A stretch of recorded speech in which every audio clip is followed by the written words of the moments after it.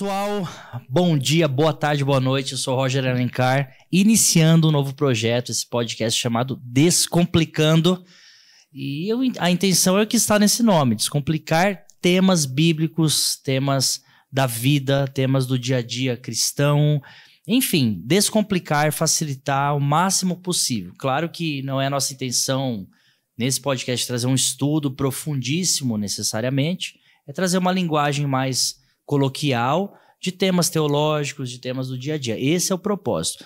E nessa primeira edição, quem está nos apoiando e vai apoiar até o fim, assim espero, é o A3B Produções, na pessoa do Bruno, do André, que tem nos ajudado há muitos anos já, e agora com esse novo projeto, que na verdade é um novo projeto para vocês, mas é antigo já, e Deus permitiu acontecer. A 3B Produções, deixo minha gratidão, vale a pena, eles fazem produções de vídeo, imagem, som, edição, assim, fantásticos. Fórmula A Cosméticos também, que tem apoiado aí, nos ajudado nessa jornada. Quero agradecer também a Fórmula A Cosméticos, cosméticos profissionais para salões de beleza. E, por fim, a Comunidade Cristã Genuína, que está cedendo esse espaço para nós, para a 3B Produções poder produzir aqui, juntamente comigo, Roger Alencar. Então eu quero agradecer ao pastor César Cavalcante, a pastora Vanessa, enfim, a todos os membros da Comunidade Cristã Genuína. Inclusive, esse podcast está sendo transmitido tanto no canal da Genuína quanto no meu canal. Então o canal da Genuína é Comunidade Cristã Genuína. Se você estiver nele, vem para o meu também, assista nos dois, prestigie. O meu é Roger Alencar. E se você estiver no do Roger Alencar, vai para o da Genuína, tá bom? Dito isso, boa noite, boa tarde, bom dia, enfim. André Lopes, obrigado por estar comigo me ajudando nesse momento. Pastor, que agradeço aí o convite. Privilégio de estar aqui, estar participando desse primeiro podcast.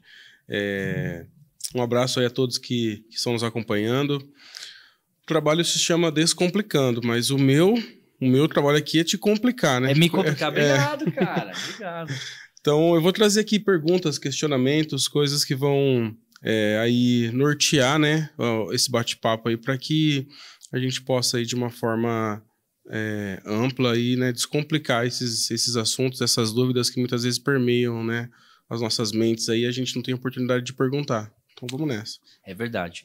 E vocês vão vendo outros também convidados. Esses primeiros eu estarei meio que entrevistando / sendo entrevistado, é um bate-papo. Então, de novo, gente, a ideia não é um estudo profundíssimo, mas nós queremos lançar algumas bases, fazê-los pensar. Então, coloca nos comentários tudo que falarmos aqui. Poxa, eu acho isso, a Bíblia também fala sobre isso, porque o tema de hoje, por exemplo, é um tema inesgotável em conhecimento, né? Então, o André vai nos ajudar com perguntas, mas ele também vai me ajudar com as opiniões dele, e assim a gente vai caminhando. Então, o primeiro Descomplicando podcast vai falar sobre eternidade. Descomplicando eternidade. Tentar entender algumas coisas do pós, né? Pós-morte, o que vai acontecer quando a gente morrer, como é que funciona a questão da eternidade, como é que funciona o céu, enfim. Então, André, o que você preparou pra gente aí? Vamos começar. E participe, você que está assistindo, por enquanto é gravado, em breve teremos projetos ao vivo, mas participe nos comentários que eu faço questão de responder um a um, e sei que teólogos vão nos ouvir, cristãos aí que amam a palavra de Deus, eu quero muito, muito ouvir a sua opinião. Vamos lá, André. Bom, acho que para iniciar o tema, o mais viável seria a gente entender esse conceito de eternidade, né? Onde que a eternidade começa? Começa quando você nasce, quando você morre, quando você é chamado para a glória, enfim. Você pode explanar para a gente aí sobre esse conceito de eternidade? Maravilha. Pessoal, bom, vou tentar tratar do jeito que eu sempre procurei fazer na minha vida inteira. O mais simplificado possível, tá, gente? Nada profundíssimo teologicamente, mas embasado na palavra. A eternidade sempre existiu no homem, André. Sempre existiu, sempre foi plantada no homem, porque nós somos imagem e semelhança de Deus. Então, nos tornamos corpo, alma e espírito, que a gente pode falar sobre isso daqui a pouco. E a eternidade sempre esteve em nós. O que aconteceu é que Eva e em seguida Adão pecaram, comeram do fruto proibido, e a morte, a finitude chegou ao homem no corpo, porém não na alma e não no espírito, que é o que a gente pode tratar. A finitude chegou no corpo físico, tanto que receberemos um novo corpo, que são ganchos de coisas aí que a gente pode ir tratando. Então a eternidade continua existindo, só que um problemão surgiu para o homem, que é o pecado. Então o pecado trouxe finitude, por isso o projeto da redenção, mas assim, em termos de alma e espírito, nós continuamos sendo eternos. Então quando começou? Desde sempre, quando Deus sopra do ruar no corpo, né, no ser humano, e ele se torna alma vivente, aquele sopro de Deus, aquele espírito, já é a eternidade plantada em nós. Tanto que em Eclesiastes diz que o espírito voltará a Deus que o deu. Então a eternidade segue desde sempre. Só que o pecado, infelizmente, atrapalhou no sentido de que alguns passarão a eternidade em sofrimento, infelizmente, eterno, e outros em gozo eterno ao lado do Senhor. Legal, pastor. Falando ainda sobre Adão e Eva, então a gente pode entender que eles foram tirados do paraíso por conta da árvore da vida? Isso, e até se... Olha que interessante, quando Adão e Eva pecam, não sei se vocês já pararam para pensar sobre isso, Deus não só puniu eles, ele também foi gracioso, cara. Porque assim... Quando existem algumas árvores lá, poderiam comer de tudo, exceto do fruto do conhecimento, que o dia que comer, morrerá. Eles comeram, então foi revelado a nudez, o pecado, nasce ali, beleza. Aí, se você prestar atenção lá em Gênesis, Deus fala assim, vamos tirá-los do jardim, colocar querubins com espada flamejante, porque se eles continuarem no jardim, eles podem comer do fruto da árvore da vida e viverem eternamente numa condenação, porque não tinha havido uma redenção ali naquele momento. Então Deus, talvez você nunca parou para pensar desse lado e acha que ao Deus expulsar o homem e a mulher do jardim, André, foi só punição. Pode até ter o cunho ali de punição, mas também foi graça. Porque se eles continuassem lá, eles poderiam tomar do fruto da árvore da vida. Essa árvore, ela aparece lá em Apocalipse de novo, ela continua ali, na verdade. Sim. E se eles comessem, viveriam eternamente naquela punição do pecado. Não daria para imaginar os desdobramentos. Então Deus protegeu-os, na verdade. Interessante, né? Você disse que, então, o corpo, que a alma e o espírito são eternos. Sim. O corpo, apesar de morrer, quando nós fomos ressuscitados com Cristo, ele não vai ressuscitar também? Interessante essa pergunta. Muito, muito interessante. Vamos tentar entender um pouquinho, gente. De novo, de uma maneira descomplicada. Pastor, você falou ali, ele não entendi muito bem. Não descomplicou para mim. Coloca aí nos comentários, a gente vai respondendo. Mas olha que interessante. Nós somos seres tricotômetros. Tricotômetros. É até difícil falar essa palavra. Corpo, alma e espírito, certo? Então, vamos tentar entender de um jeito bem simplificado. O corpo é aqui nossa matéria. É quem nós somos aqui, né? Que é o que é uma casa, uma casca. A alma, vamos colocar que ela é tratada na Bíblia como a vida, o coração, não coração órgão, mas as emoções. Quando você ouve uma bela canção ou assiste um filme emocionante, você chora, aquilo toca na sua alma, nas suas emoções. E o espírito é o ruar, né? O vento de Deus, o sopro de Deus que nos fez tornar a alma vivente. Então uma coisa está vinculada na outra, mas são três coisas diferentes. Assim como a Trindade. Pai, Filho e Espírito Santo é Deus em três pessoas, triunitária. É muito interessante. Um dia a gente pode falar sobre Trindade. O ser humano também, cara, é triuno. Ele é corpo, alma e espírito, mas ele é um ser humano. Então, estou dando essa volta para dizer assim, gente, esse corpo nosso, baseado na pergunta do André, ele é finito, porque o pecado veio e nos corrompeu. Então, em 1 Coríntios 15, vale a pena ler o capítulo inteiro, tem um momento que fala do corpo, que é corruptível, será revestido pela incorruptibilidade. Ou seja, o nosso corpo corruptível, ele vai perecer na terra, vai ser comido, inclusive, só que ao ressuscitar aquela semente, e o Coríntios fala sobre uma semente, que esse corpo nosso, gente, que o pessoal é tão vaidoso e faz tudo por ele, a Bíblia trata como uma pequena semente, que vai ser plantada literalmente na terra, na morte, e na ressurreição vai renascer como um corpo glorioso. Eu tava até conversando com o André aqui, sei lá, você pega uma semente, eu sei que tá um pouco extenso, tá? Mas segura aí comigo. Você pega uma semente, por exemplo, de maracujá, sei lá. Eu amo maracujá. Você pega lá uma semente de maracujá. Quem é bom ali vai pegar aquela semente e falar, isso aqui é maracujá. Alguns vão olhar aquilo ali, poxa, uma semente pretinha, será que é maracujá? Será que é mamão? Não sei. Aquela semente plantada se transforma ali no maracujá vistoso, amarelo.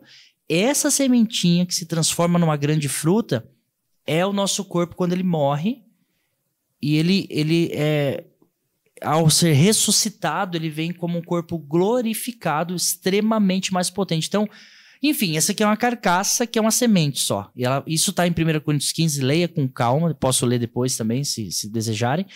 E ele vai se transformar no corpo glorificado. E a alma e o espírito acompanhará para voltar a Deus, e enfim, alguns para danação, outros para salvação. Seria como se fosse assim, se nós nos transformássemos ou voltássemos a ser aquilo que Deus primeiramente tinha programado, projetado para nós, como se fosse assim o plano inicial de Deus para nós sermos como homens.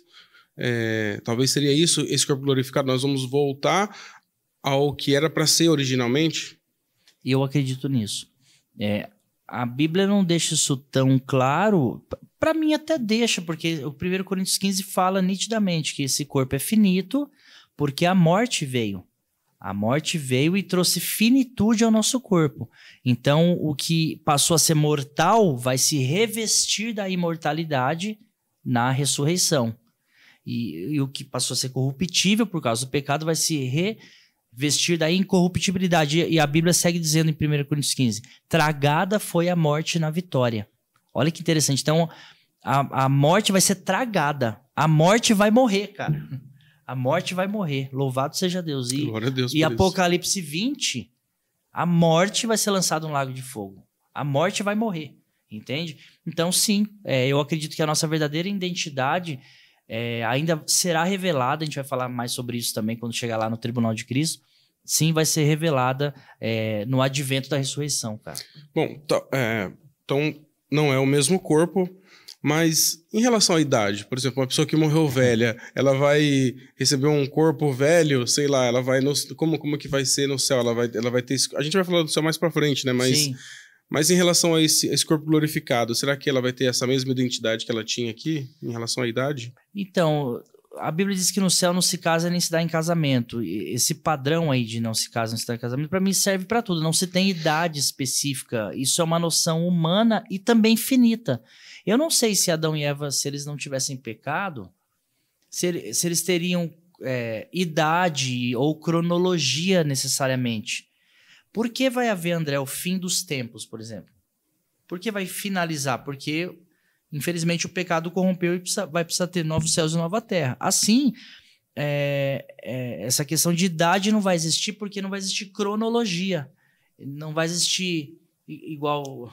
O envelhecimento eles estavam focando aqui a câmera na né? gente, até me desculpa, porque eu falei, tô ficando mais velhinho, vou fazer quarentinha, umas ruguinhas que eu não tinha, olho inchadinho, coisa... A gente tá indo embora, velho. Mas não vai ser assim lá. Lá, como eu te falei, isso aqui nós é uma sementica, cara, que vai ser semeada na terra na morte, e ao ressuscitar, vai vir um maracujazão, vai todo mundo meio que no padrão, assim, vamos entender assim. Então é um corpo glorificado que não se apega a velhice ou idades. Vai ser a gente, porém não com essa fisionomia finita e desgastada, entende? Eu enxergo assim, eu sei que o pastor falou, mas porque é complexo. Mas vamos lá, não te cortando. Vamos fazer uma analogia. Quem a gente tem como referência de corpo glorificado na Bíblia? Pensa aí você na sua casa. Jesus, cara.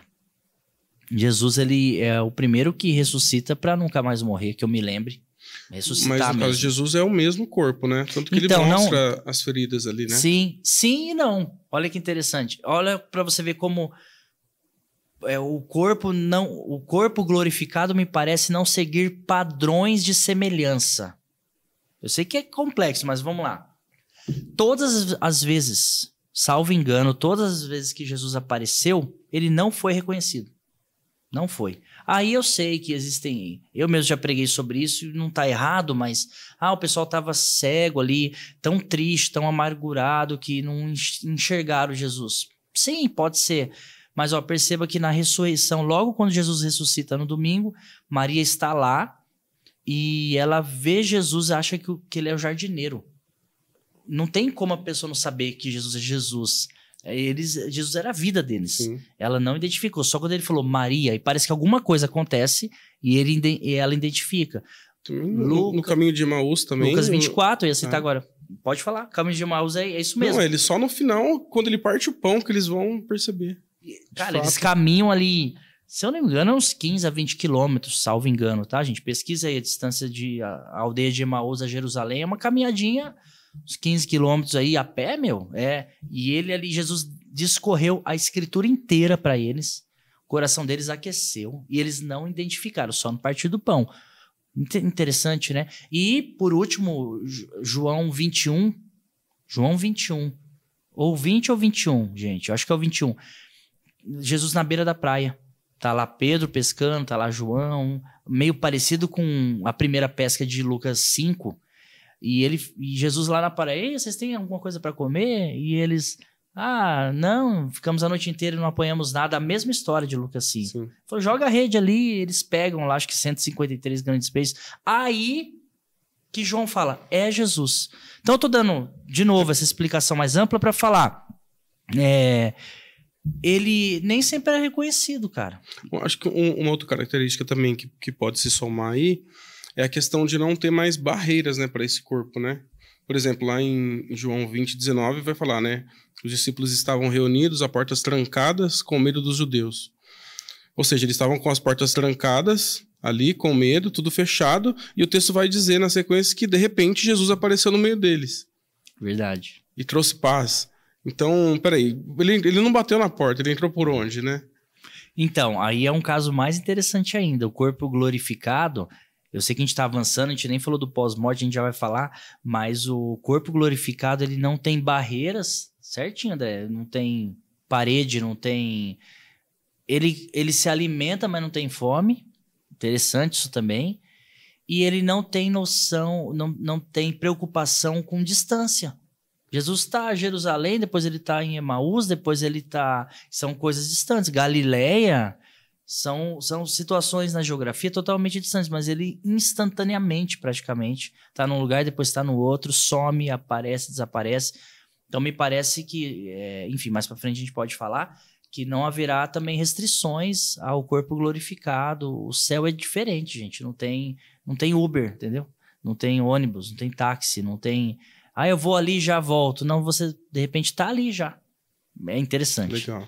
Bom... Até que isso aconteça, a alma dorme? Existe essa questão do sono da alma? Essa doutrina é bíblica? Quando nós morremos, o que acontece? Então, quando o corpo morre. O pós-morte, eu acho que assim, a passagem bíblica mais bacana para responder essa questão e tantas outras a gente se pautar é a história do rico e do Lázaro. Então depois abre aí na sua casa, lê com calma, acho que muitos já conhecem, que é Lucas 16, né? Você vai lendo ali do 19 em diante. O rico e o Lázaro morrem, o rico vai para o Hades e consciente, então a alma dorme? Não, porque ele está ali consciente, Jesus está dizendo isso, ele não seria mentiroso. Consciente, ele está já num lugar de tormento, que ali chama como inferno ou como Hades, que é uma coisa que a gente pode tratar também. O inferno é uma tradução latina, salvo engano, e por trás dessa palavra não é a danação eterna ainda. Inferno pode significar tem alguns significados, como por exemplo, um deles, o Hades, que é uma preparação, vamos colocar assim, é um lugar já de tormento, de consciência, não estão dormindo, e essa galera estará aguardando o julgamento do trono branco lá de Apocalipse 20. Ao passo que o céu também, o paraíso, na verdade, Lázaro é lançado ao seio de Abraão, está no seio de Abraão, no lugar de delícias e de alegria, aguardando também a volta de Cristo. Mas eles estão conscientes, cara. Mas é só um purgatório? Não. Porque o purgatório católico, com devido respeito aos católicos, defendem que ainda há chance no pós-morte, a chance de salvação, dependendo das rezas da galera que está viva. E a Bíblia não fala sobre isso. Pelo contrário, uma prova é o próprio Lucas 16, 19. O rico, cara, ele tá ali com sede, desesperado, ele fala, pelo menos molhe o dedo. Eu tô morrendo de sede, então ele tá em agonia. Ele fala, deixa eu voltar para falar para meus parentes que é verdade.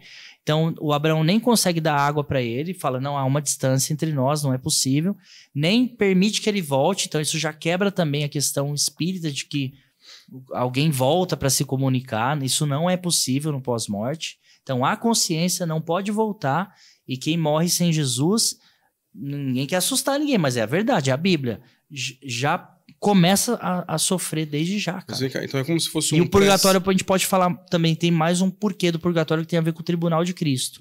É algo equivocado aí da parte católica, né? Como se fosse um pré-céu e um pré-inferno, então é tipo assim, porque ali a gente não pode considerar como céu, como paraíso. Isso. E também nós não podemos considerar como o lago de fogo. Não, isso, muito bem, porque vamos falar da parte do inferno. O Hades é um lugar de sofrimento, é o lugar dos mortos, que morrem sem Deus. Mas esses mortos, a Bíblia diz, salvo engano, é Apocalipse 20 também, que esses mortos serão... O inferno dará aos mortos, então esse Hades vai dar aos mortos na hora do julgamento, e eles, o diabo também, a morte, todos vão ser lançados num lugar eterno de sofrimento que é o lago de fogo. Então, ao passo que quem está no paraíso, mais um que estava no paraíso, o ladrão na cruz. Jesus fala, hoje mesmo estará comigo no paraíso. Ele não fala, você vai morrer e um dia, em algum momento da história, quando eu voltar, você vai para o paraíso. Ele fala, hoje. Então ele está dizendo, hoje... que a gente está morrendo aqui, nosso corpo, lembra? Nossa sementinha tá morrendo. Hoje você já vem glorificado comigo no paraíso com consciência. Então, sim, já é um lugar de delícia. O paraíso lembra a palavra parque. Então, é um lugar de delícias, de diversão, de felicidade, sem lágrimas, sem dor, conforme Apocalipse 21. E aguardando também o reinado milenar de Cristo e a salvação eterna. Pastor, você comentou sobre o lago de fogo. É fogo mesmo? Literalmente é fogo, como se fosse uma fornalha onde as pessoas vão ficar ali queimando eternamente e não vai consumir o corpo. Como que é isso? Então, me parece que é fogo mesmo. É que é difícil, quando nós falamos de elementos eternos, tentar comparar aos elementos humanos, vamos colocar assim. Existe uma figura de linguagem ali, mas é sofrimento. Eu acredito que o maior sofrimento no inferno e depois no lago de fogo é a ausência de Deus, cara. Esse é o maior sofrimento. Porque a ausência de Deus é a ausência de paternidade, é a ausência do Criador e é a ausência de esperança, cara. Não dá para imaginar como é estar num local sem esperança. Aí eu sei que tem outras religiões, outros irmãos até cristãos que defendem o aniquilacionismo, que eu sou muito sincero com vocês, nesse podcast eu vou ser mais ainda, gente. Eu gostaria que fosse verdade. Tomara que seja, mas parece que a Bíblia não defende isso, ela defende um sofrimento eterno mesmo. Mas o aniquilacionismo, André, defende que quem morrer sem Jesus vai ser em algum momento aniquilado, ao ser lançado no lago de fogo. Ele não existirá mais, logo não terá mais dor. Acabou, a pessoa não existe. Ao passo que outros cristãos, eu faço parte dessa seara, crê, infelizmente, que haverá um sofrimento. Mas não vamos pagar para ver, né? Não vamos pagar para ver. Então, tem essa doutrina aniquilacionista, mas de qualquer maneira, sendo aniquilado ou não, acredito que não, vai haver uma vida, se é que eu posso chamar assim, uma morte sem ele.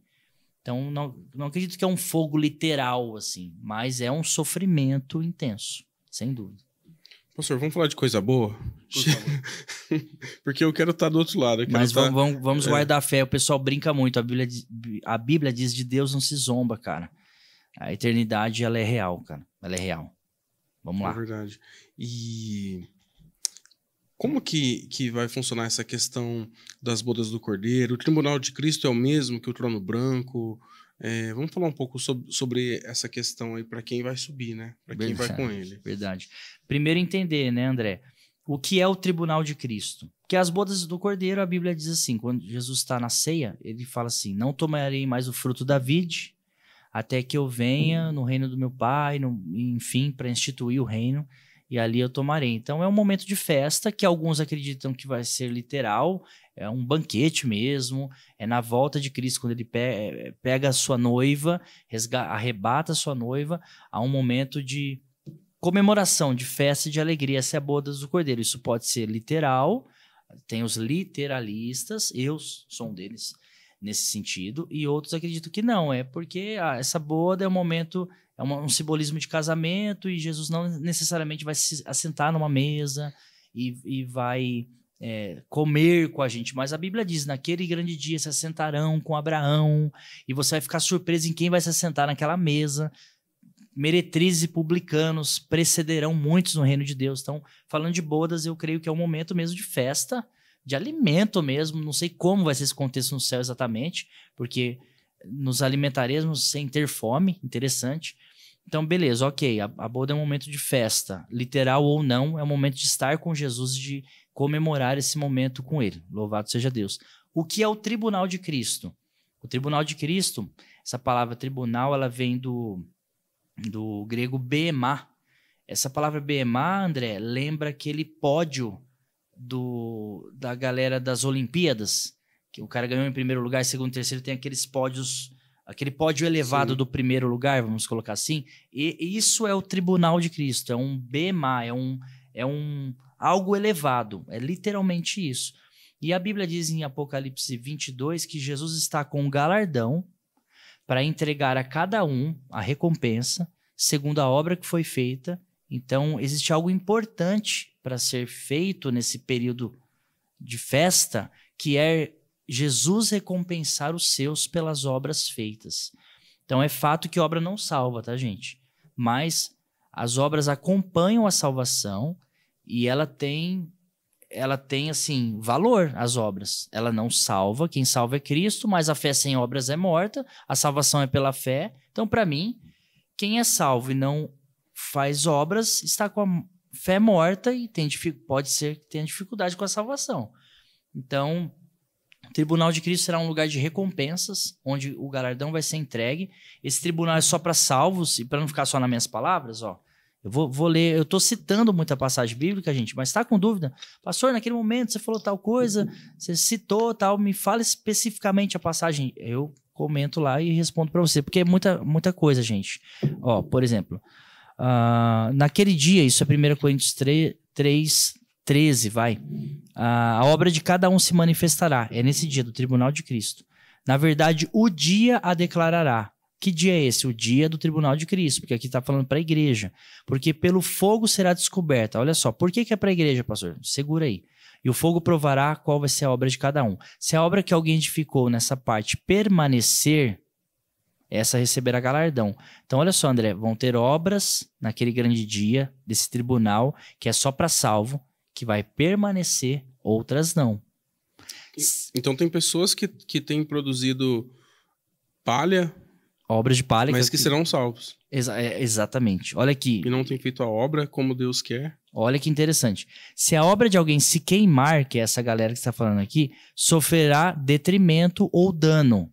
Que dano é esse? Vamos tratar isso, se Deus quiser. Mas o tal será salvo, cara. Todavia, como pelo fogo. Então, nesse tribunal de Cristo, aí 2 Coríntios 5:10 também fala, todos os cristãos, todos nós, vamos comparecer perante o tribunal de Cristo. Então, existirá esse momento. Para quê? Para condenar ao inferno? Não. Para dar a recompensa, os galardões ou o galardão das obras feitas. Olha como é importante, gente. Então, é importante eu estar lá. Claro que é. Salvação mas Jesus deixa muito enfatizado, Paulo também fala, inspirado pelo Espírito Santo, de recompensas, de galardões. E sim, vão ter pessoas que esses galardões vão ser palha, porque a Bíblia fala de obras de palha, aqui, Coríntios mesmo 3, só seguir a leitura. Tá num dos versículos aqui que eu acho que eu pulei, aqui no 3:12. Se a obra que alguém se alguém sobre este fundamento formar um edifício de ouro, prata, pedras preciosas, madeira, feno ou palha, o dia manifestará. Então, vai ter pessoas que a obra foi de palha, foi uma obra... O coração não estava totalmente entregue ali, foi uma motivação de soberba, você já não conheceu alguém que você percebeu que o cara estava fazendo alguma coisa para Deus para se mostrar. Não tinha uma motivação, ou queria reconhecimento, ou queria a valorização da igreja. Cara, os fariseus eram assim. Tanto que Jesus fala, esses fariseus que oram de maneira alta, lá em Mateus 6 ele fala muito sobre isso, querendo chamar atenção, eles já receberam o seu galardão. Então, naquele grande dia, se algum fariseu for salvo, vamos pôr assim, não vai ter galardão naquele momento, porque ali ele estava soberbo, cara.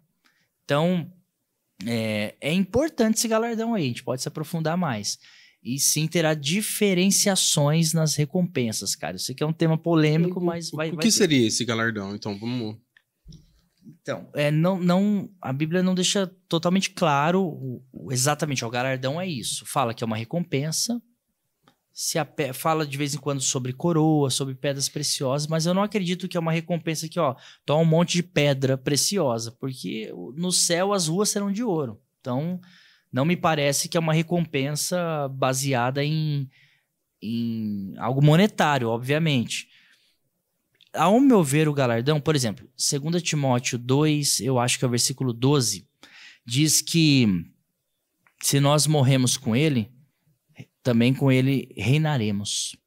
Então, peraí, nós vamos reinar com Jesus? Sim, vai ter um milênio com Jesus. Então, no céu, que a gente pode até daqui a pouco falar sobre isso também, o que vamos fazer no céu? Me parece que vamos reinar, cara. Vamos ser posições ali de governo, de reino mesmo. No céu ninguém vai ficar parado ali numa nuvem, tocando harpa, comendo requeijão Filadélfia, entendeu?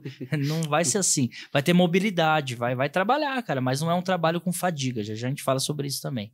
Então o galardão me parece ser posições, e aí eu me aprofundo mais, André, e pode me interromper para não ficar só um monólogo também, se você quiser. Por exemplo, no céu você acha que tem hierarquia? Qual a sua opinião? Posicionamentos, assim? Hoje, atualmente, vamos colocar assim.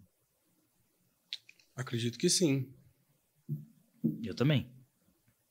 Isso não quer dizer que tem melhores ou piores, tá, gente? Porque isso é questão humana.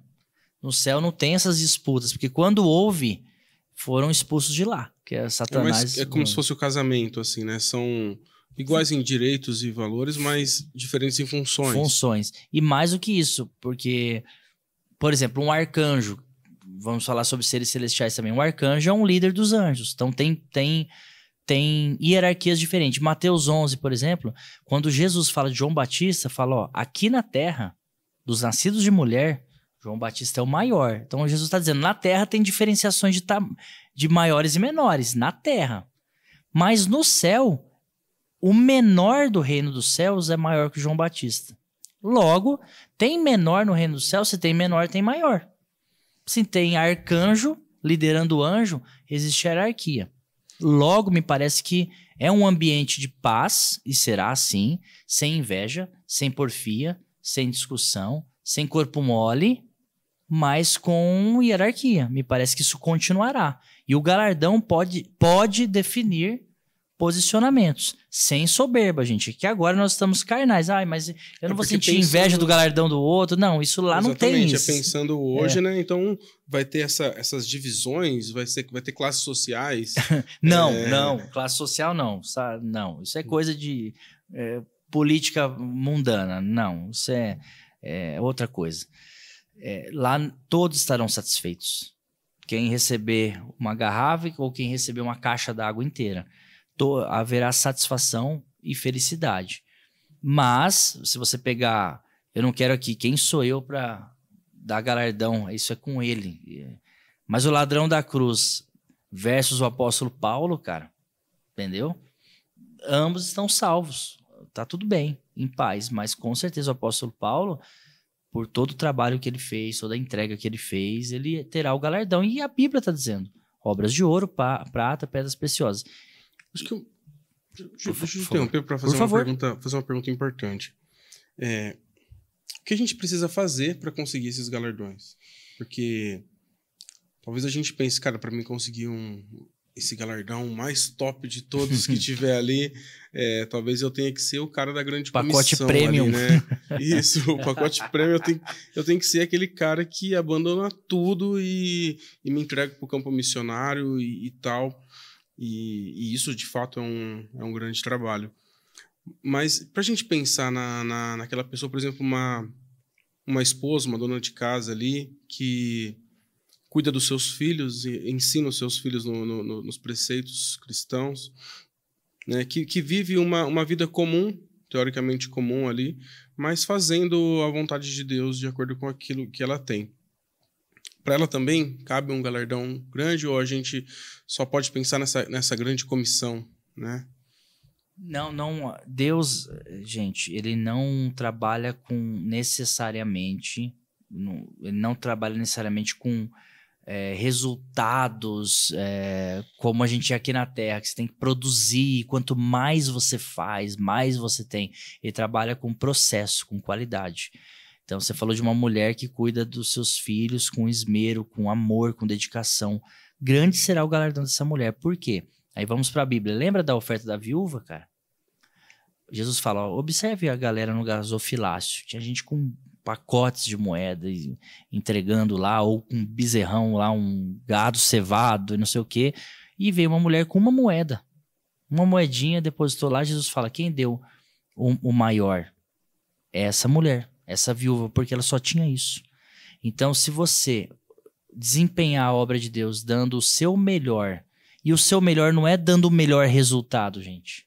O seu melhor é uma entrega de coração em tudo que você fizer para Deus. Não é só a obra na igreja quadrada ali, da igreja do endereço seu. Não é isso que a gente está falando. Também pode ser louvor, uma pregação ali interno, mas não é muito mais do que isso.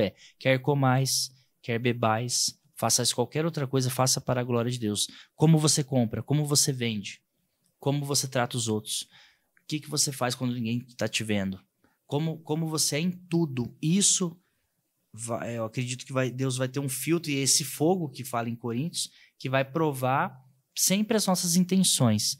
E o galardão virá pela saúde de verdade do que foi feito. Lembra em João 4, para não finalizar, mas para passar para você a palavra um pouco, João 4 diz que o Senhor está em busca de verdadeiros adoradores, que o adorem em espírito e em verdade. Então o negócio é fazer de verdade. O que você faz, me ouça em nome de Jesus, você aí na sua casa, André, enfim, serve para mim também. Faça de verdade, cara. Se você estiver mal naquele dia, fala, Senhor, hoje eu tô mal, eu nem queria estar aqui, mas eu vou fazer de todo o meu coração e vencer a minha carne. Seja verdadeiro, porque ele já sabe mesmo. Então o galardão ele passa por isso, pela verdade. E, enfim, tem mais coisa aí, mas pode falar. Bom, eu não queria entrar nesse tema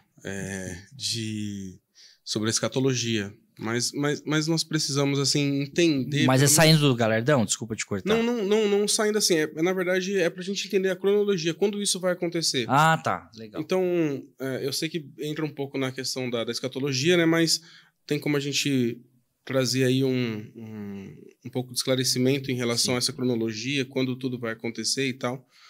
Ah, tá, entendi. Antes, então, desenhar uma cronologia é difícil. Eu não tenho essa competência, mas vou tentar descomplicar isso. Mas, pessoal, estudem, que é muito legal. Só uma questão do galardão bem interessante que eu anotei aqui é o Apocalipse 2:17. Só para a gente lembrar disso, que é muito legal. Por que eu acho que são funções, André? Por que eu acho que o galardão são funções? Só para finalizar, fechar esse tema. Lembra que Apocalipse fala assim, ao vencedor... Aquele que vencer eu darei uma pedra branca com um novo nome, que ninguém sabe, a não ser aquele que recebeu. Então, Jesus entregando uma pedra, Jesus entregando algo naquele grande dia. Então, lembra lá do tribunal de Cristo, dele entregando, lembra da pedra. Então, essa pedra branca tem um novo nome. Na Bíblia, toda vez que você vê, assim, eu acredito que é 100% das vezes, Deus, falando de nome, é função. Sempre tem função ali. Tu és Pedro, sobre essa pedra edificarei a minha igreja. Então, os nomes dos profetas, quando Deus deu, tem uma função ali por trás.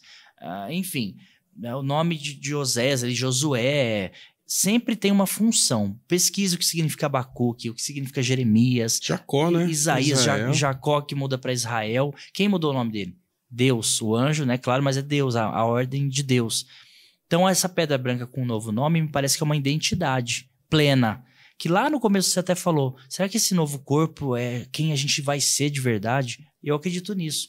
Esse novo nome... Como se fosse o nosso verdadeiro nome, né? É o verdadeiro André, que não vai se chamar André, não sei qual é o nome. O verdadeiro Roger. É como se a gente estivesse preso aqui por causa de pecados e fome e trabalho. Preso, mas a nossa... ainda vai se manifestar quem somos.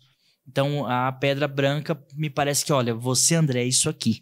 No reino do céu, André, o seu nome é esse e você fará isso aqui. Roger, Bruno, vocês farão isso aqui. Então, isso é maravilhoso, cara. Por isso que, para mim, o galardão me parece que são desempenhos. Todos acredito que receberão funções, tá, gente? Não vai ter ninguém melhor que o outro, mas me parece que quanto mais entrega, mais aquilo você fez de coração e a sua obra for de ouro, pratos, pedras preciosas, o resultado virá. Mas quem salva Jesus não são obras, mas as obras acompanham a salvação, como a Bíblia diz. Agora, voltando, você falou da cronologia, né? Pode desenvolver? Como é? Como esses eventos acontecerão? Isso, uma cronologia, assim, pra gente ter mais ou menos uma ideia de... Peraí, morri... Ou Jesus voltou, e aí vai ter o tribunal de Cristo, vai ter o julgamento, depois vai ter o milênio, depois vai ter isso. Como que vai ser? Isso aí seria legal, nós termos um dia só de escatologia. Vamos buscar alguém junto comigo, porque é um tema complexo, e ele também envolve visões diferentes, André. Então, eu prefiro sempre colocar o que vai acontecer na ordem. É um desafio, precisaria de um programa maior só sobre isso. Então, se a gente entrar nisso agora, não acaba. Vai longe. Mas o pós-morte, eu não vou dizer, não necessariamente nessa ordem, tá? Morreu, obviamente, né? Vai vir a ressurreição, tem que ter a ressurreição, corpo transformado. Isso quando Jesus voltar. Isso, a ressurreição é na volta de Cristo. Volta de Cristo. A volta de Cristo, quem tiver morto vai ser ressuscitado, quem não tiver morto vai ser transformado ali, quem é de Cristo vai ser transformado, quem não é, vai permanecer como está por causa do milênio, assim, creio eu, porque eu sou um milenista. Por isso que eu não quero complicar, eu quero descomplicar. Eu acredito no milênio literal, que Jesus vai reinar mesmo por 1000 anos. Outros acreditam que não. Então, por isso que o milênio é um tema interessante. Aí tem nesse inteirinho, nesse meio, tem as bodas do Cordeiro, tem o tribunal de Cristo, tem o reinado milenar de Jesus. Depois tem Satanás preso nesse reinado, depois tem, isso é Apocalipse 20, Satanás solto depois de 1000 anos, ele engana a galera que não é a igreja, que não está com o corpo glorificado, ele engana esse povo ainda, eles tentam invadir o arraial ali dos santos, então parece que é uma separação mesmo, entre a igreja ali que está reinando com Jesus, lá o reino de novo, galardão de novo, e aí, o Satanás é preso e ele é eliminado por Jesus, salvo engano, com o sopro da boca, que é muito interessante. Gente, Jesus não vai brigar Street Fighter com Satanás. Ele vai chegar aí... Acabou, cara. Acabou. E ali, então, o julgamento do trono branco, os mortos ressuscitam para o julgamento... A igreja já está lá. O julgamento do trono branco é para os ímpios. Para os ímpios. Boa também, que eu acho que a gente pulou essa, né? Falamos do tribunal de Cristo para os salvos. Apocalipse 20 de novo fala sobre o 20, versículo 11, eu acho. Julgamento do trono branco. Esse é para os condenados. Ali não tem chance de salvação, né? Não tem. Inclusive o purgatório que nós estávamos falando, o pessoal usa o tribunal de Cristo, esse fogo que vai provar as obras para dizer, tá vendo? Naquele dia tem pessoa que vai se queimar ali, mas vai se salvar. Não, o tribunal de Cristo é focado só para os salvos. Quem morre sem Cristo, conforme Lucas 16, não adianta chorar ali, o rico tentou voltar, não deu. Eu não sei se está confuso, está muita coisa ao mesmo tempo, gente, ao mesmo tempo. A nossa ideia é descomplicar, mas aqui é um tema, escatologia é um tema profundo e eu não tenho também competência tanta assim para explanar tudo. Então a gente vai trazer mais pessoas e vai ser muito gostoso. Então, o julgamento do trono branco, André, nós participaremos, cara. Até pra gente entrar agora no negócio de anjo, vai ser legal. A Bíblia diz em 1 Coríntios 6 que nós julgaremos o mundo, isso é 1 Coríntios 6, nos primeiros versículos, versículo 2, 3. E nós julgaremos o mundo e os anjos. E os anjos. Então, estaremos nesse julgamento com o papel de ajudar no julgamento, já salvo. Tá bom? Então é mais ou menos por aí. Aí a morte, o inferno e quem morre sem Cristo será lançado no lago de fogo. Ali é a segunda morte, a Bíblia diz. E nós iremos para a salvação eterna, para o reino de Deus, lá no céu mesmo, conforme João 14. Será que dá para a gente explanar um pouco sobre essa questão desses anjos que vão ser julgados? Seriam aqueles anjos lá de Noé, né? Vamos lá, que isso se é relacionaram com as mulheres ali? Então, vamos falar Então, legal, cara. Vamos falar dos seres celestiais. Antes da gente entrar... para quem não está entendendo essa pergunta do André, ela é bem interessante, capciosa no bom sentido. Quem são os filhos de Deus ali em Gênesis 6? Lembra? Gênesis 6, antes do dilúvio, fala assim: naquele tempo em que os filhos de Deus entraram, ou seja, se relacionaram sexualmente com as filhas dos homens. Então, tem filho de Deus, filha dos homens. Quem são esses filhos de Deus? E ali nasceram gigantes, né? Antes do dilúvio. Alguns acreditam que é a linhagem piedosa de Sete, mas é complicado acreditar nisso, porque ali tem uma diferenciação mesmo. Filhos de Deus, Benai Elohim, com filha dos homens. Então, é um ser diferente ali. Então, existe uma visão, e eu concordo com ela, apesar de eu sei que é difícil, gente. Fique à vontade se você não pensa assim, tá tranquilo. Tem teólogos de respeito que pensam diferente, mas eu sou do time que acredita que eram anjos, cara. Lá em Ló, em Gênesis, quando vai um anjo lá na casa de Ló, os caras querem violentar esse anjo, o povo mau lá quer violentar eles. Então, o anjo parecia que ele era como um homem ali, certo? Então, por exemplo, vou citar algumas passagens bíblicas pra gente tentar entender essa questão. Vou ter que ler algumas bem rapidinho aqui, gente. Eu sei que o horário vai se avançando, mas vale a pena. Olha só.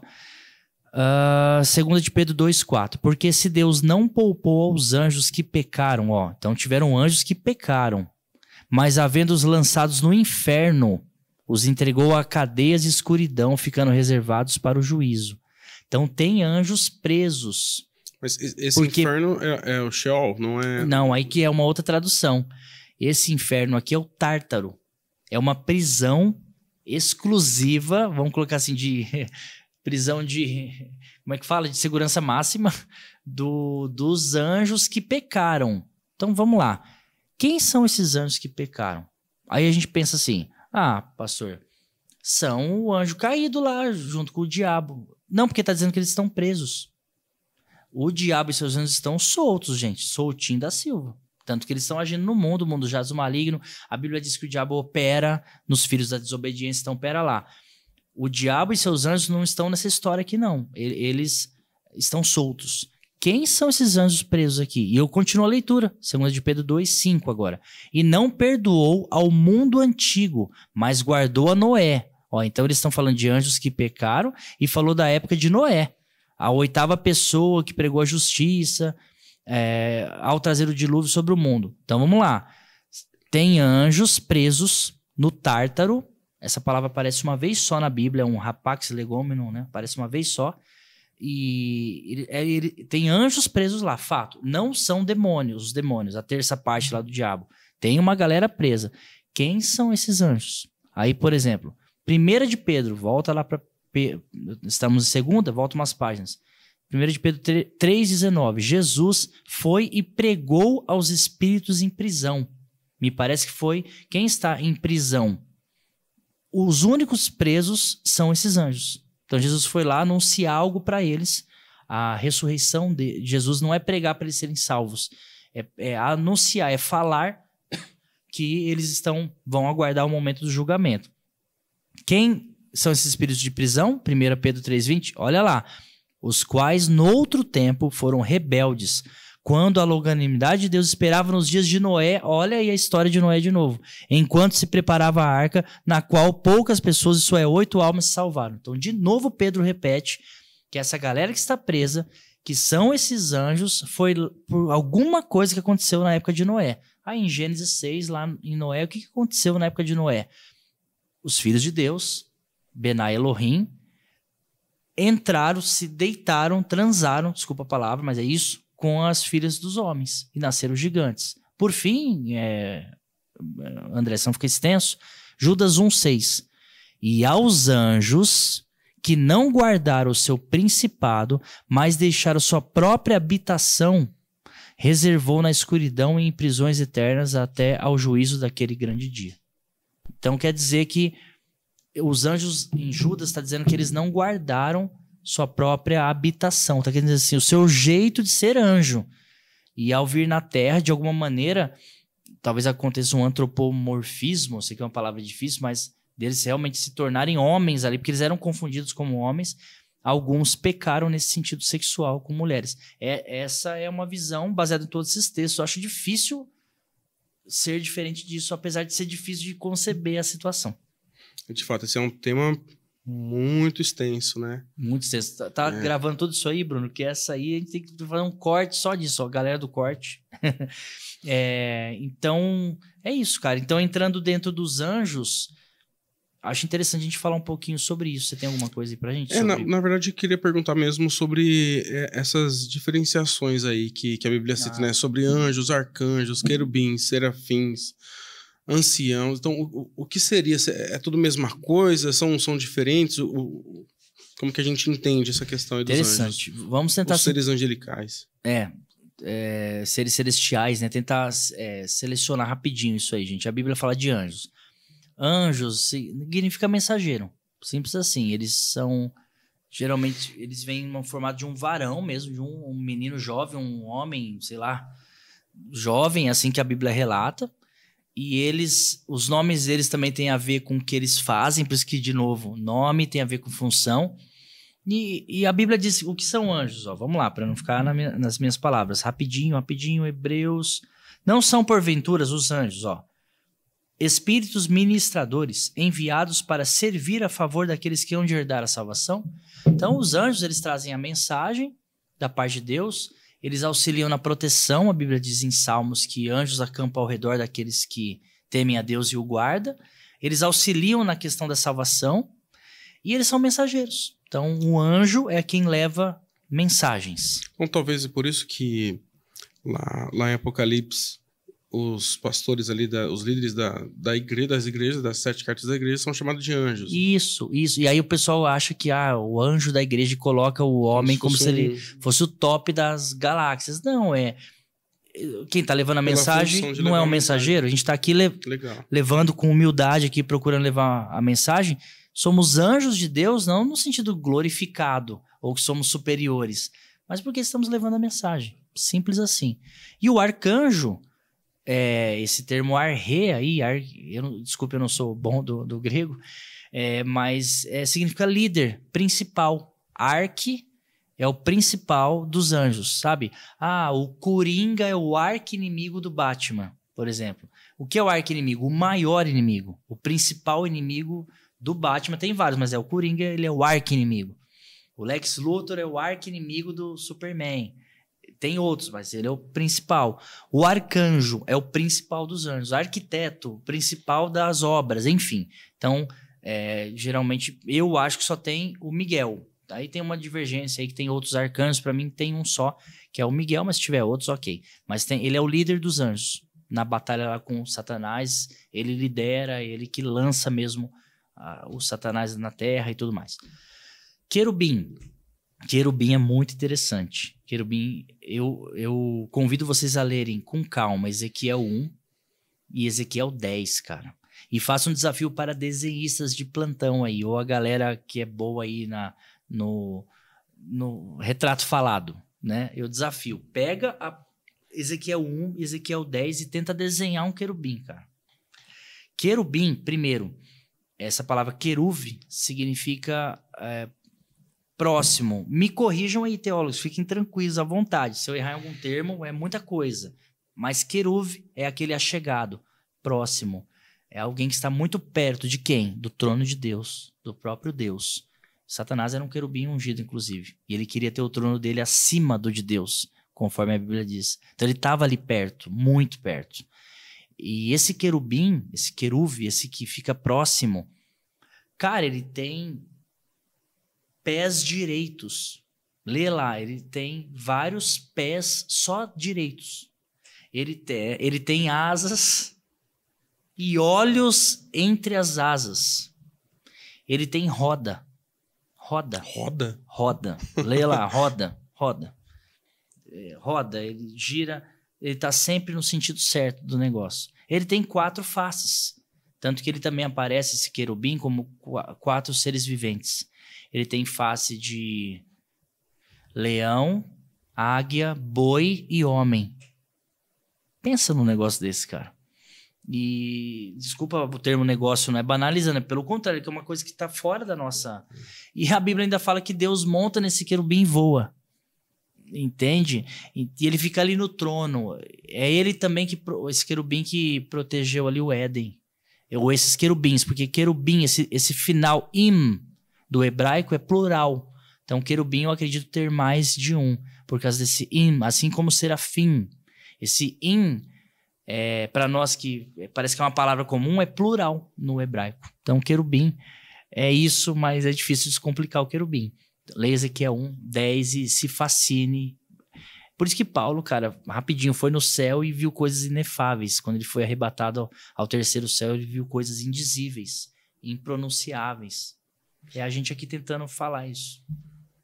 Sobre os serafins, assim, eu acho fantástico aquele texto de Isaías 6, que, cara, naquela experiência de Isaías, ele vislumbra ali a glória de Deus, e na presença de Deus os serafins ali, eles estão voando, né? Tem 6 asas, com 2 eles voam, com 2 eles cobrem os olhos, com 2 cobrem os pés. É como se eles não pudessem tocar no mesmo lugar que Deus toca, como se eles não pudessem olhar para Deus. E o mais fantástico ainda, eles glorificam, eles louvam ao Senhor o tempo todo dizendo que Ele é santo, mas eles não falam diretamente para Deus, né? Ele fala um para o outro, olha, Ele é santo, Ele é santo, Ele é santo. E cara, a gente vê, eu fico assim, eu me sinto mal, até um pouco mal, porque eles demonstram assim uma reverência muito grande, que muitas vezes nós não temos, né? E uma pergunta que eu quero fazer a partir disso: por que Deus acabou escolhendo a nós e não os serafins, né? Ou os outros anjos que têm uma reverência tão maior do que a nossa, né? Maravilhosa pergunta. Na verdade, Deus escolheu a todos para funções diferentes, né? Os seres celestiais têm suas funções, foram incumbidos, talvez não para levar o evangelho diretamente, né? O serafim, essa palavra é interessante também, que ele é ardendo em fogo. Ardendo em fogo. E por que ardendo em fogo? Porque eles estão próximo ao trono de Deus, cara. E eles se cobrem, né?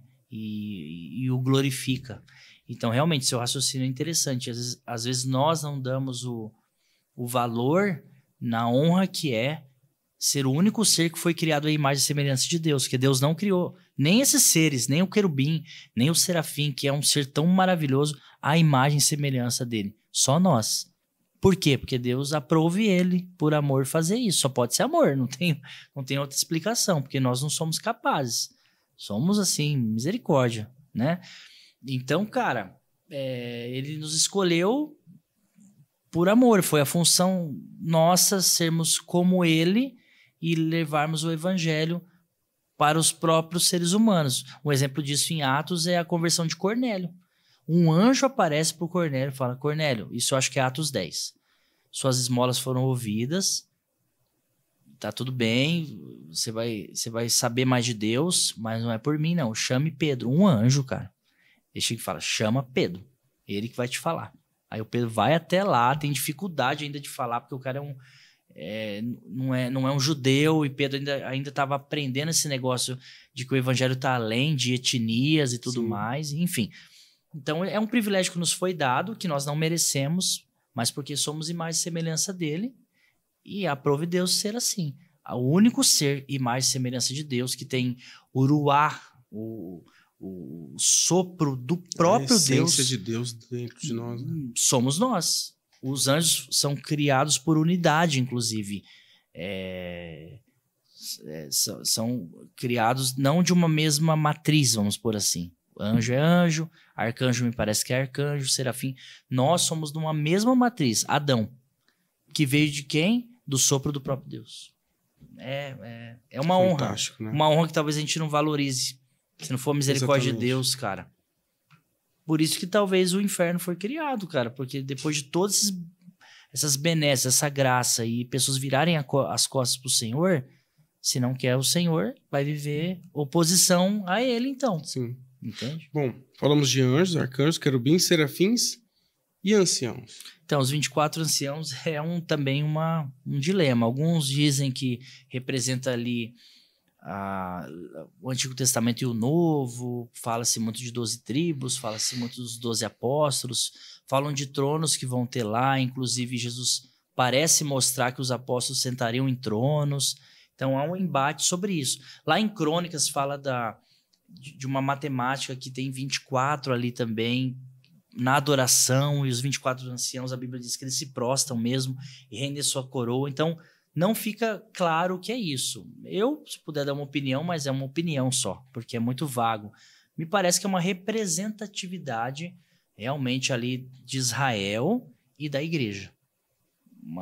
Talvez nos apóstolos, talvez realmente nas tribos, alguma representação assim. Então, mas nada concreto, tá? Nada. O 24 anciãos é um mistério. Coloque aí também nos comentários qual é a sua opinião sobre isso. É bem interessante essa temática. Pastor, para descontrair agora, eu sei que não é descomplicando música, mas já que a gente está falando sobre anjo, sobre querubins, vamos lá. Você falou que o Satanás, possivelmente, ele era um querubim, né? Mas ele era o líder do louvor no céu? Olha, se ele mexesse com música, cara, ele não tinha permitido o funk aqui embaixo, velho. Porque não é possível. O funk de hoje, o pancadão aí, porque nem música é, né? Não tem a junção de melodia, harmonia e ritmo, né?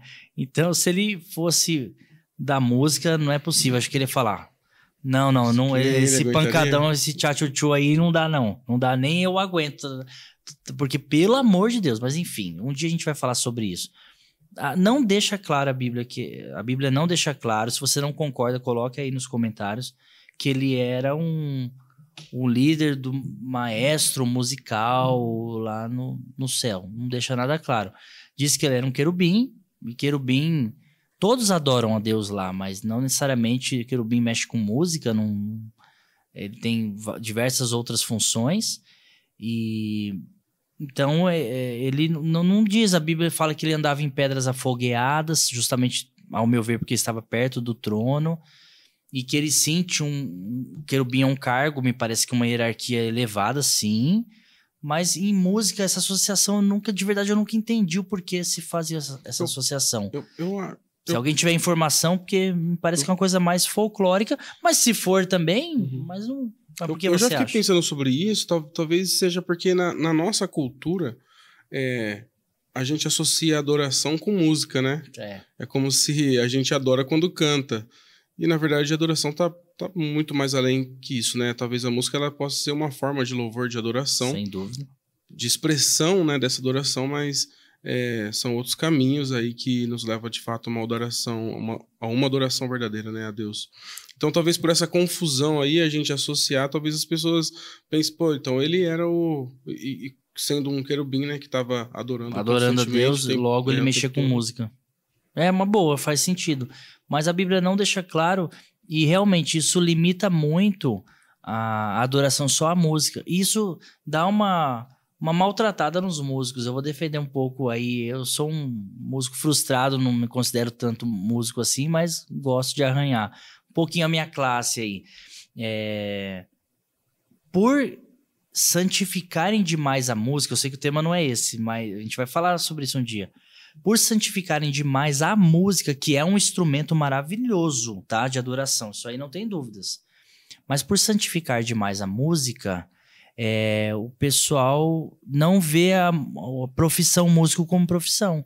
Para o cara ser músico, ele só pode se for para louvar a Deus. E ele não pode, entende? O ponto que santificou a questão da música, né? Isso, santificou tanto, porque, não, tá vendo? O diabo só... Pode ser um profissional da música. Você quer ser manipulado pelo ex-maestro Satanás da música? Cuidado, então só louve se for pra Deus. Só mexa com música se for pra Deus. Mas aí o André falou muito bem, louvar a Deus, adorar a Deus é muito mais do que música. Se fosse assim, o mudo, que não sabe tocar nenhum instrumento, ele não louva a Deus? Entende? Não faz sentido, isso é até um pensamento muito, assim, prematuro, entende? Muito, muito inferiorizado. É verdade, faz sentido. Eu quero entrar no assunto do que vamos fazer no céu. Mas antes eu quero fazer uma última pergunta em relação a essa questão dos anjos, pra gente encerrar esse tema aqui. Você quer que o diabo seja o ministro Não. Chega de diabo. Vamos deixar para outro tema essa questão aí. Mas a questão dos anjos, eu já vi alguns testemunhos, né, de pessoas que afirmaram ver anjos, né, e algumas apontam que o anjo era uma pessoa de 3 metros de altura, outra falou que viu um anjo que era do tamanho de um prédio de arranha-céu, outra que era um anjo pequeno e tal. Como que é isso? Tem esse antropomorfismo mesmo por parte dos anjos ali? Ou eles são realmente daquele jeito, enfim... A Bíblia relata o anjo como, não vou falar garotos, jovens, eu vou pôr idade também, mas varões mesmo, tanto que as pessoas confundiam eles com pessoas. Se fosse gigantesco, eles iriam se assustar imediatamente. Então, me parece que não eram diferentes, pelo menos quando aparecia na Terra, não eram diferentes dos homens. Mas eu não quero desmerecer quem teve essas visões. Misericórdia. Talvez, se essa pessoa de fato teve uma visão divina, talvez esse anjo no contexto celestial de fato tenha um formato diferente. Pode ter essa diferenciação. A Bíblia não deixa claro, mas pode acontecer. E também, pessoal, por exemplo, Jesus Cristo, ele era depois de ressurreto, ele foi reconhecido em alguns momentos não. Então parece ter uma questão aí. Mas em Apocalipse 1 fala que ele tem os pés de latão reluzente, cabelos brancos como a neve, olhos de fogo. Ele sempre é assim. É que a nossa cabeça é limitada à terrena. No céu, talvez não tenha esse apego a fisionomias e tamanhos, entendeu? Então pode assim, eu não quero desmerecer irmãos que tiveram essa visão. Misericórdia. Tem muita pataquada? Desculpa a palavra. Tem. Gente falando que viu, não viu nada? Tem. Mas pode ser que tenham irmãos que tiveram revelações. Eu acredito nos dons. Então, mas talvez teve uma visão celestial. Porque quando eles vinham na Terra e eram vistos no formato de um homem comum. Legal, pastor. Bom, ficou muito claro, foi muito bom. Boa pergunta, inclusive. Legal. Obrigado. Bom, vamos falar agora daquilo que é o que nós mais esperamos, né? O céu. Oh, aquele dia que nós vamos estar com Cristo. O céu é na terra? O céu é no céu mesmo ou é na terra? O céu é na terra? Entendi, mas eu tô entendendo, tô brincando, mas tem algumas, assim, vertentes que vão dizer que vai ser aqui, né, o céu. Esse céu mesmo que nós entendemos que nós vamos passar a eternidade. Enfim, como que é isso? Vai ser lá mesmo? A geografia do céu. Então, isso também, não quero fugir da pergunta, mas isso puxa lá a questão de milênio, isso puxa... Mas vamos lá, vou passar a minha opinião, meus irmãos. Sintam-se à vontade para discordar. A ideia é descomplicar, tá? Mas também não quero ser absolutista. Mas eu vou falar o que eu penso. A Bíblia diz de novo céu e nova terra, André. Então, realmente aqui mesmo, que a terra parece que vai ser regenerada. E vai haver um novo céu, nova terra. Quando? Na minha opinião, no milênio. No reinado de Cristo. Ele vai vir e a Bíblia diz que o Messias restauraria todas as coisas. Esse restaurar é a nossa salvação. Esse restaurar é a própria terra que já está gemendo, continua gemendo, sofre como dores de parto, aguardando a redenção. Que redenção vai ser essa? A redenção de Cristo, gente, é tão forte que ela não vai só redimir a nossa alma, vai redimir o planeta, cara. A fauna, a flora, vai redimir tudo. Então, vai acabar o sofrimento do planeta. Que a gente está vendo, né? Quantas catástrofes, né? Catástrofes. Então, haverá um novo céu, nova terra. Na minha opinião, esse período de novo céu, nova terra é o milênio, literal. E depois da batalha com Satanás, não é nem batalha, enfim, que Satanás vai ser lançado no lago de fogo e tal. A Bíblia diz em 1 Coríntios que... Leia com calma 1 Coríntios. Tem um versículo lá bem quietinho, que ninguém percebe. Que Jesus vai entregar o reino ao Pai. Então, olha que interessante. Ele está reinando, ele entrega o reino ao Pai. Dá uma lida lá, é muito interessante. Depois eu posso achar o versículo, mas dá uma pesquisada aí.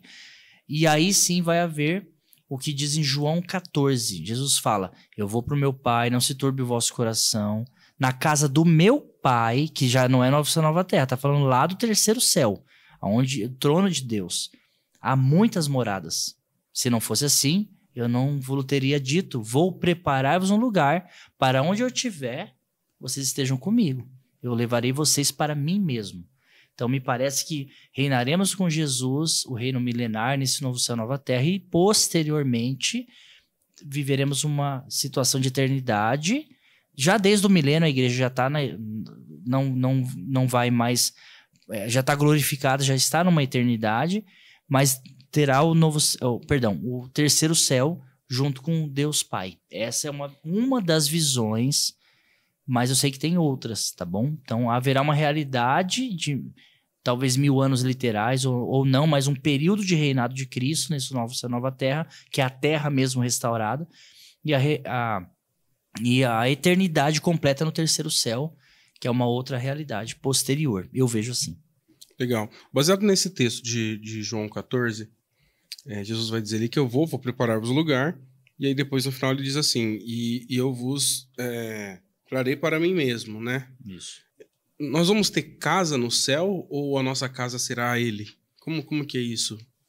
Boa pergunta. Por exemplo, você que não tem casa própria, a minha situação nesse momento é um terreno, né? Mas uma casa não, ainda. Talvez pelo menos lá eu acho que eu vou ter. Mas isso é um pensamento humano, tá, gente? Tô brincando, mas pensa assim, será que é uma casa literal, André? Por que a gente tem casa aqui? Para te abrigar do frio, te abrigar do calor extremo, te proteger de ladrões. No céu vai ter frio? No céu vai ter calor? No céu vai ter ladrão? Não. Então, para que uma casa, no sentido casa mesmo, de alvenaria? Então, eu acho que essa casa é a morada nele. Por quê, gente? Deus, tudo está contido nele. Eu gosto dessa frase, dessa leitura de Santo Agostinho. Vale a pena ler. Tudo está contido em Deus. Não é que Deus lá no céu estará em algum lugar, não estará no outro. Onde está Deus? Está lá em Júpiter. Onde está Deus? Está lá no trono. Não, ele está em todos os lugares. Ele é onipresente. Tudo está contido nele. Então moraremos nele. Inclusive a Bíblia diz que ele é o sol da justiça. Mas tudo bem, a Bíblia fala lá de ruas de ouro. Pode ser que tenha uma questão geográfica também. Fala da árvore da vida, que traz vida às nações. Olha que interessante. Mas como vida, está todo mundo vivo lá. Então parece que a gente vai se alimentar sem ter... Já respondendo um pouco o que a gente vai fazer no céu. Além das funções que a gente já falou, parece que vamos nos alimentar sem ter fome, cara. Isso é por prazer. Poxa, meu. Eu faço isso. Você gosta muito. Eu não quero ser gordofóbico, gente, que eu também tô pansudinho aqui, porque agora tudo é fóbico, sei lá das quantas. Mas, cara, não é verdade? A gente vai se alimentar sem ter fome. Nós vamos trabalhar sem ter cansaço. Por exemplo, mas enfim, do trabalho eu posso falar, mas vê se contemplou aí, se respondeu um pouco a questão. Sim, claro. Olha que interessante. Vamos trabalhar no céu, André? Você gosta de trabalhar?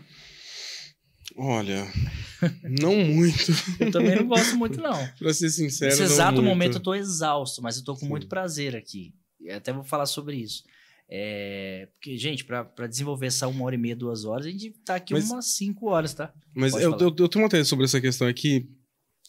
No nosso trabalho convencional, né, normal, que nós somos remunerados ali, de fato, dá um cansaço e nem sempre você está com muita disposição para trabalhar, ter esse prazer assim, de trabalhar.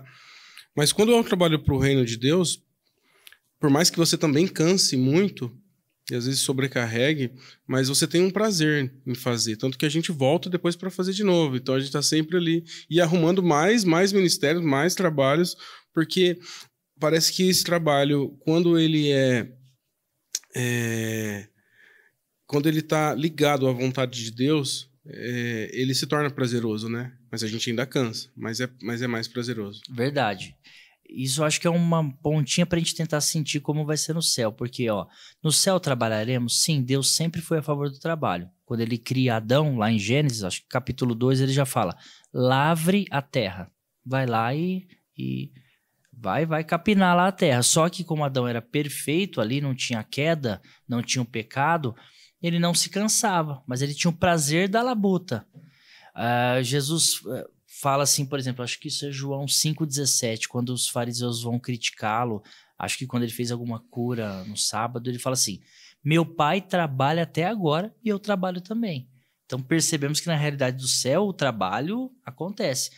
E Apocalipse 14:13 fala que nós descansaremos das fadigas, dos trabalhos, que é fadiga. Então o problema nunca foi o trabalho, gente, e sim a fadiga, o suor do rosto que vem por causa do pecado. Lembra quando Adão peca, uma das punições, Deus fala assim, do suor do rosto comerás.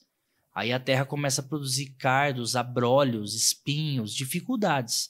Isso aí começou a trazer cansaço, fadiga, suor, mas o trabalho em si não é para ser angustiante, é para ser prazeroso. E aí o que você falou é perfeito. Quando eu faço algo que me traz prazer, o tempo passa rápido, você gostaria de ter ficado mais, você volta e faz de novo.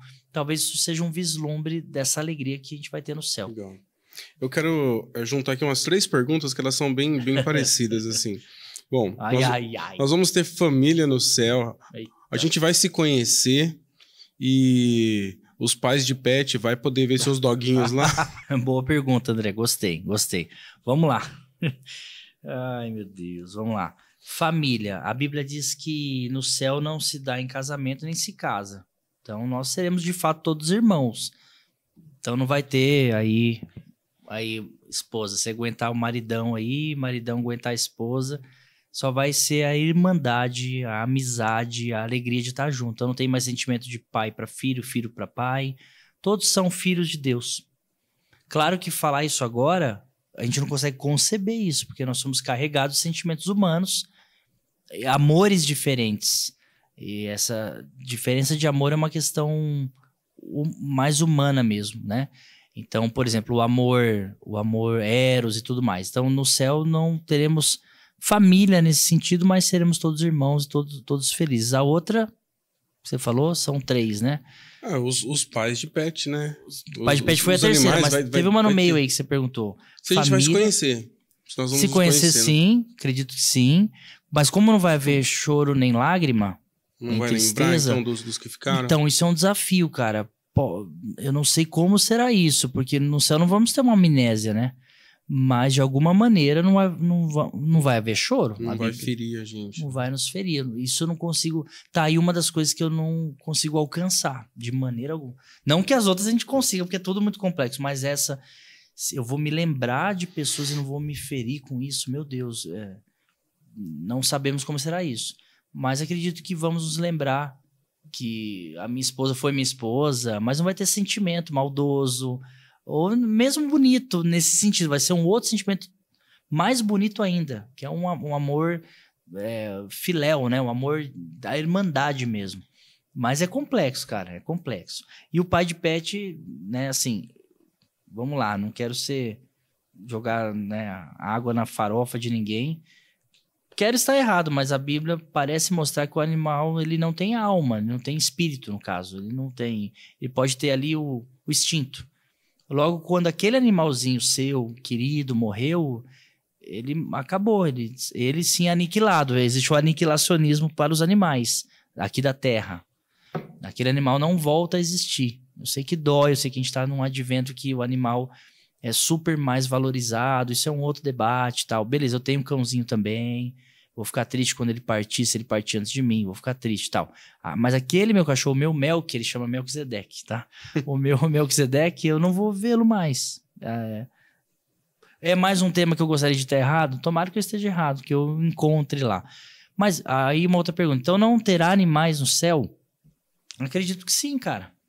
Não o espírito do animal, que senão esse animal precisaria de um salvador também. Ele precisaria aceitar Jesus, porque Jesus é a porta do céu.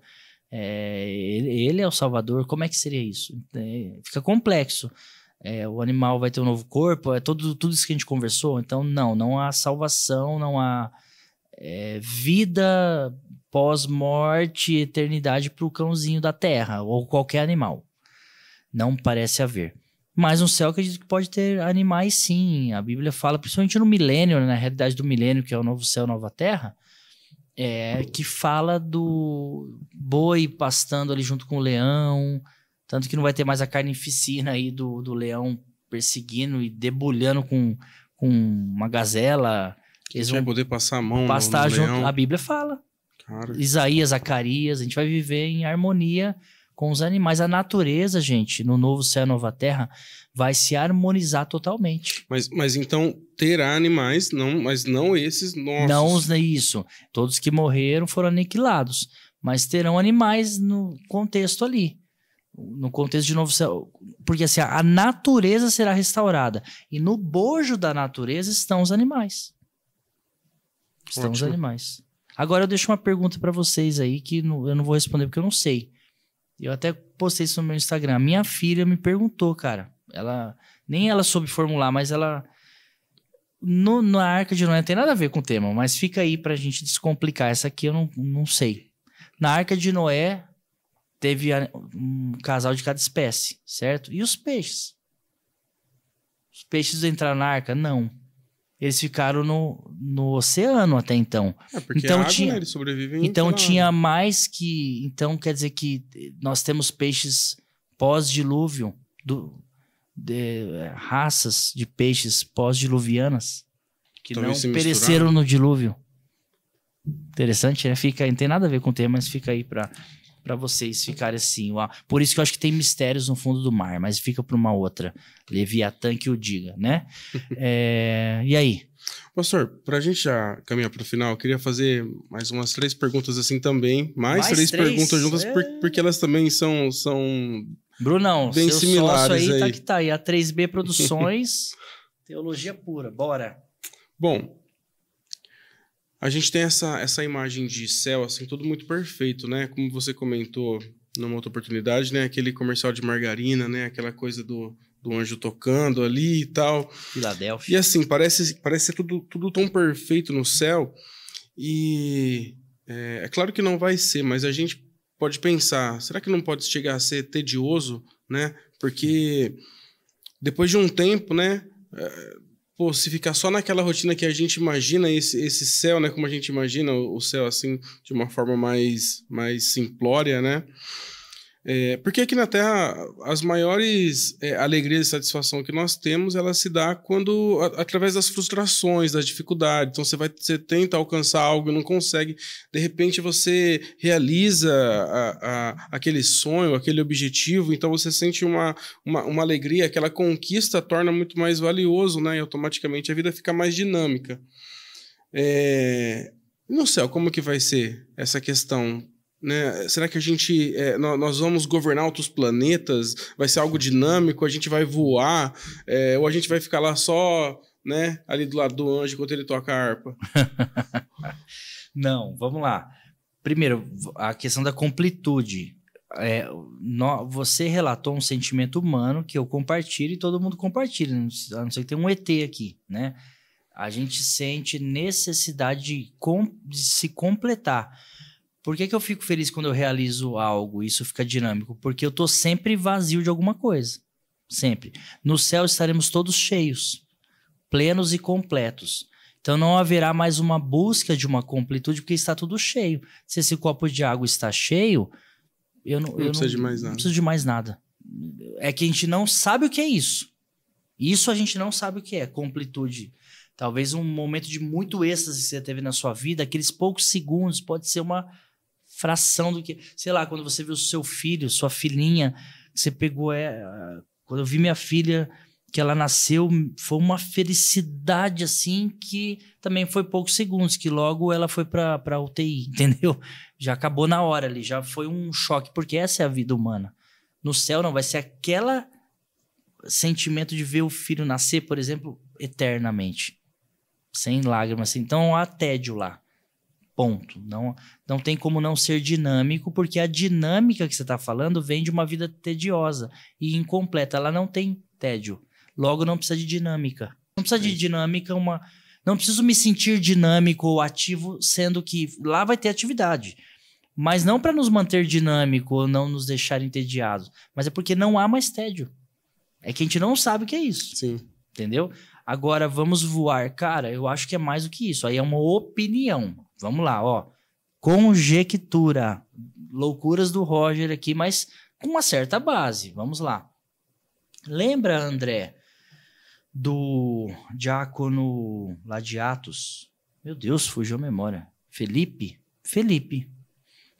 o eunuco? Acho que isso é Atos. É Atos, mas me perdoe. 8, não sei. Desculpa se eu... Atos 6, sei lá. Atos 8, se eu não me engano. Acho que é 8, né? Esse Felipe, ele tá lá pregando pro eunuco, numa carruagem lá, tudo lá.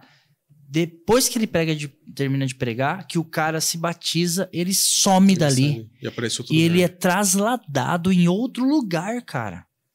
Assim, quilômetros de distância. Ele aparece em outro lugar. E eu acho que o céu vai ser isso aí. Por quê? Junta isso... Não tem como não lembrar do Super Saiyajin, né? Do Dragon Ball, sabia? Mas eu acho que o Dragon Ball, entre outros desenhos, eles copiam a Bíblia, velho. Eles copiam a Bíblia, isso é fato. É fato. Soma isso com Jesus glorificado, que nós falamos também no começo. Ele estava num lugar, depois ele estava no outro, atravessava a parede, estava em Jerusalém, depois está na Emaús, depois está na Galileia. Do nada aparece peixe, do nada aparece pão. Do nada tem uma brasa. Me parece que não há Uber no céu, né? Não há ônibus, não há metrô. Só há, eu vou ali e já estou ali. Entende? Então, o Felipe, Jesus ali são... o Felipe não estava glorificado, mas me parece que acontece um agir de Deus ali para ele, que não me lembro de ter outro relato assim. Então, eu acho que é mais do que voar. Nós vamos se trasladar para lá e para cá, entendeu? Será que a gente vai para as galáxias, para outros... Legal isso, cara. Legal. Aí, de novo, é uma opinião totalmente minha. Não me lembro de nada que a Bíblia fala sobre isso, mas é gostoso conjecturar. É só uma conjectura. Por que um universo tão gigantesco desse, né? Tudo bem, a Bíblia diz que os céus proclamam a glória de Deus. Ok, toda a obra criada. Mas, por exemplo, só uma comparação. A Terra é grande, certo? A Terra, sei lá, você conhece quantos por cento da Terra, você acha? 0,001. Ela é gigantesca, Ok. O Sol, que a gente vê aquela bolinha laranja, amarela, distante, o Sol é 1 milhão de vezes maior que a Terra. 1 milhão de vezes. E ele está a centenas de bilhões de quilômetros daqui. A luz do Sol chega para nós em 8 segundos, cara. Olha só, e ele é 1 milhão de vezes maior. Ok? Mas isso é só o nosso quintal, que é o sistema solar, nosso quintalzinho. Existe uma outra estrela, eu não me lembro agora o nome, se é Antares, Beta Caronae, tem uns nomes aí, pesquise. Antares, eu acho. Ela é 1 milhão de vezes maior que o Sol. Então tem corpos celestiais aí, cara, gigantescos. E o universo é infinito, enorme, e ele está se expandindo. Para que tudo isso? Então, será que no novo céu e na nova terra, nesse céu cósmico, que seria o segundo céu, será que não vai ter alguma questão ali, alguma... A gente vai conhecer situações ali de Deus, não sei, mistérios que ele vai nos revelar? Eu acredito que sim, mas é uma conjectura. De fato, eu acho que algo que todos nós concordamos é que a gente pensar sobre a grandiosidade da criação de Deus, né, de todas essas... Fantástico. É muito fantástico e coisas simples, assim, simples não, né, mas que nós temos acesso, que, por exemplo, você vai fazer uma viagem, você vai na praia, você olha ali o mar, você olha o cerrado, você olha a natureza de uma forma geral, os animais, as cores, e ali você vê aquela revelação de Deus através da criação e você já fica extasiado, né? Agora, cara, imagina no céu. Meu Deus. Porque eu acho que para além de você voar ou outros planetas ou qualquer outra coisa que pode acontecer ali, a nossa satisfação de estar diante da presença de Deus, porque se toda a criação dele é imensa, imagina o tamanho dele. Meu Deus. E a satisfação que nós teremos nele integralmente, né? Porque agora nós só vemos partes, né? Mas naquele dia... Veremos como ele é, né? Imagina um Deus que segura, conforme Isaías, todos os oceanos na concha da sua mão. Um Deus que vê o universo com o relance do olhar. Sabe esse universo gigantesco que está se expandindo? Deus, ele faz esse relance do olhar aqui que eu tô aqui e pronto. E Deus é fantástico, é fantástico. Aí até outras temáticas, senão a gente não acaba. Feito, André? Feito. Maravilha, eu sei que... Pessoal, esse foi a primeira edição. Esse podcast vai se aperfeiçoando. Eu deixo minha gratidão à 3B Produções, que está viabilizando tudo isso na pessoa do Bruno, na pessoa do André. Eu agradeço a Fórmula A também. Você achou aí? Estava achando as imagens? Um dia a gente tenta falar sobre isso, sobre a grandeza de Deus no universo. Isso é fantástico. Agradeço aí Se quiser colocar, você colocou as comparações. Peraí, gente, isso aqui é legal. Eu já finalizo com os agradecimentos. Se tiver fácil aí, Bruno, muito legal. Olha as comparações, né? Tá fácil aí? Olha lá, ó, gente, não sei se tá dando para enxergar. O Sol. Olha lá, ó. O Sol, olha o tamanho. E esse Sol, ele é 1 milhão de vezes maior que a Terra, tá bom? A Terra tá invisível aqui, inclusive. Sirius, que deve ser, olhando aqui também, de 1 em 1 milhão aí. A Pollux e essa Arcturus, talvez seja que a gente estava falando. Então, talvez eu até errei. Pelos nomes, ela deve ser centenas de bilhões maior do que o Sol, que já é gigante. É isso. É fantástico. E Deus vê tudo isso num relance. Nossa, olha aqui, meus irmãos. Olha, o Sol nem aparece nessa aí. Meu Deus. Olha lá, o Antares, eu errei feio, hein? Antares está, assim, bilhões maior, né? Enfim, gente, isso aqui é fantástico. Pesquise que vale a pena. A terra virou um pozinho, né? Virou pó. Esse é o nosso Deus. É um Deus que vê esse universo com relance, a areia, a quantidade de estrela, pensa nas areias do mar. Pega um pouquinho na sua mão, tenta dar nome para tudo isso. E espalha e tenta juntar de novo. Enfim, isso vai desdobrando, gente. Mas, deixo a minha gratidão à 3B Produções, deixo a minha gratidão à Fórmula A Cosméticos, que depois com o tempo a gente fala mais, dá mais espaço aí para essas empresas que têm nos ajudado tanto. Agradeço imensamente à comunidade cristã genuína. Esse vídeo será publicado nesses 2 canais do YouTube. Comunidade Cristã Genuína, obrigado, pastor César, obrigado, Vanessa, obrigado, igreja maravilhosa que nos ajuda tanto a viabilizar esse projeto. Estará também no meu canal, Roger Alencar, então vamos aí fortalecer ambos os canais aí para a glória de Deus. Gostou desse conteúdo? Alguns cortes vão acontecer.